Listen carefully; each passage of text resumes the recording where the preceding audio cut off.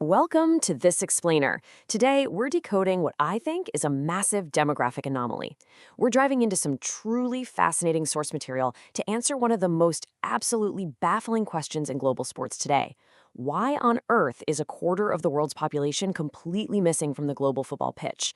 We're focusing specifically on the subcontinent, a region that's contributed so much to human history, but somehow remains virtually invisible at the FIFA World Cup. Okay, let's kick things off with a pretty staggering number. 1.95 billion. To put that into perspective, we're talking about nearly 25% of the entire global population. And they're all living in just 7 South Asian nations: India, Pakistan, Bangladesh, Nepal, Sri Lanka, Bhutan, and the Maldives. I mean, think about it. That's an almost unfathomable reservoir of human potential, youth, and raw athletic diversity just sitting right there. And that leads us straight to the ultimate mystery we're unpacking today.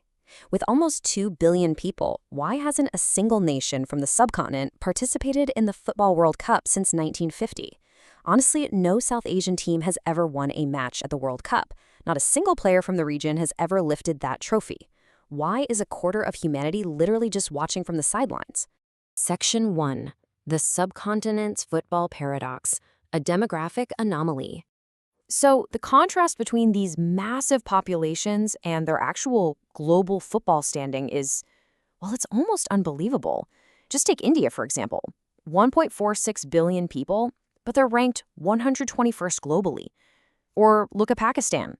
They have over 255 million people, which is a much larger player pool than most countries that regularly qualify for the World Cup, yet they're sitting way down at 195th.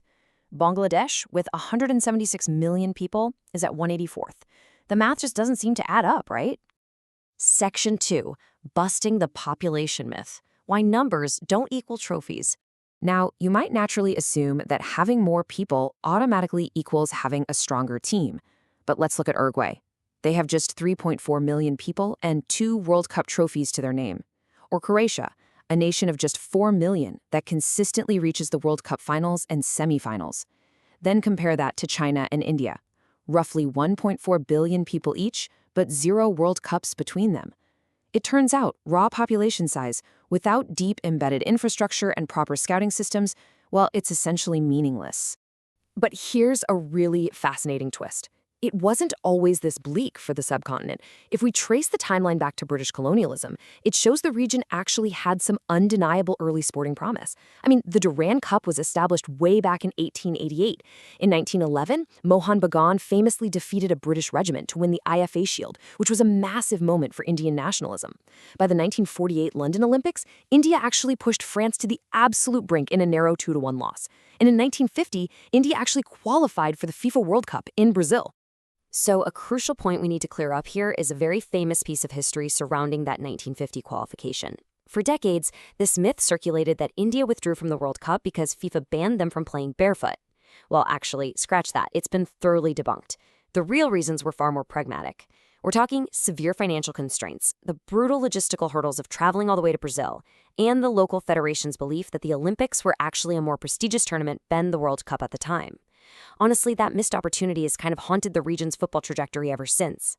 Section 3. The Shadow of Cricket, a Cultural Monopoly. As this quote from our source material captures perfectly, in India, cricket is not merely a sport, it is a cultural phenomenon approaching religious devotion. And this rings absolutely true across Pakistan, Bangladesh, and Sri Lanka too. Cricket just consumes the national imagination. It captures the media's attention, the sponsors' dollars, and crucially, the youth's sporting aspirations. When kids dream of sport and glory in the subcontinent, they're dreaming with a bat in their hand, not a ball at their feet. And the financial reality is just staggering. The Indian Premier League sold its media rights for over $6 billion. $6 billion. That creates this massive gravitational pull of wealth that naturally draws talented young athletes, parental support, and critical infrastructure investments far away from the soccer pitch. And it leaves football with these meager federation operating budgets and incredibly limited sponsorships. Section 4. Broken Systems and Governance, the Administrative Roadblocks. The deficits here are glaring. First off, infrastructure. There are very few purpose-built football stadiums. Most are multi-purpose venues with these running tracks around them that completely ruin the atmosphere. Furthermore, rapid urbanization is just eating up open spaces right and left, meaning kids in densely populated cities have literally nowhere safe to play. Combine that with a severe lack of high-level coaches certified by the Asian Football Confederation and almost zero modern sports science or nutrition programs, it's pretty easy to see how raw athletic talent simply dissipates into the ether when there's no structured pathway to the pros. On top of that, political interference and bureaucratic chaos haven't just slowed progress down, they've actively halted it. Both India and Pakistan have actually faced recent FIFA bans due to third-party or government meddling.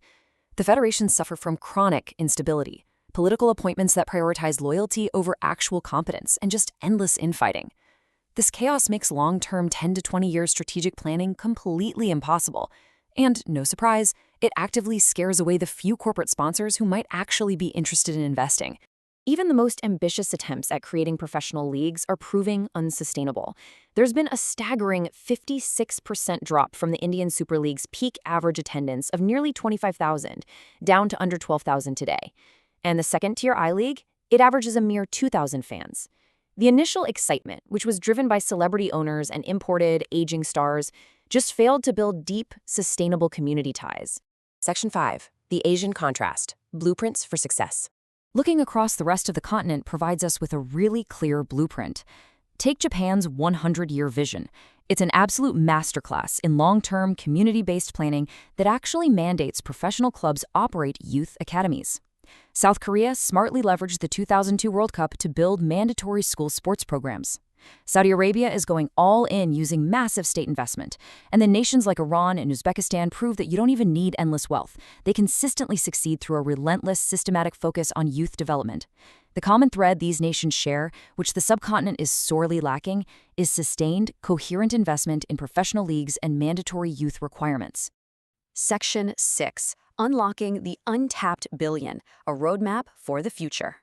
So, let's be realistic for a second and acknowledge the immense socioeconomic hurdles. Around 230 million Indians alone live below the poverty line. Across the region, educational systems heavily emphasize academic achievement, which means parents often view professional sports as an unthinkable, super risky luxury compared to pursuing engineering or medicine. For millions of families, daily survival simply has to take precedence over the playing field. But the source material we're looking at reveals some very real signs of hope. A booming middle class is finally starting to invest money into private sports academies for their kids. There's also this massive youth population that is completely obsessed with European leagues like the Premier League and La Liga. I mean, they understand modern football tactics deeply. And incredibly, new AI-powered scouting technologies are finally starting to reach into remote rural areas. It's like a complete game changer for identifying raw talent that traditional scouts would just never find. So what's the plan? Well, here is the concrete roadmap needed to unlock that talent pool. Step 1. Implement mandatory football programs in government schools to build a massive grassroots base. Step 2. Establish networks of licensed, professionally run academies with qualified coaches. And Step 3, which is probably the most difficult of all, committing to 20-year strategic plans that are completely insulated from political cycles and federation infighting. This requires generational patience, guys, not quick political fixes.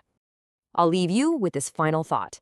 As the 2026 World Cup kicks off in North America, nearly 2 billion South Asians will likely be watching as mere spectators once again. The talent is definitely there. It's hidden in the streets of Mumbai, the fields of Bangladesh, the mountains of Nepal.